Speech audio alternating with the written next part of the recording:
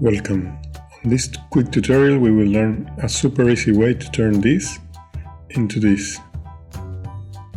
Let's get to it. All you have to do is select your object, add a remesh modifier, change the mode to blocks, and adjust the depth to your need.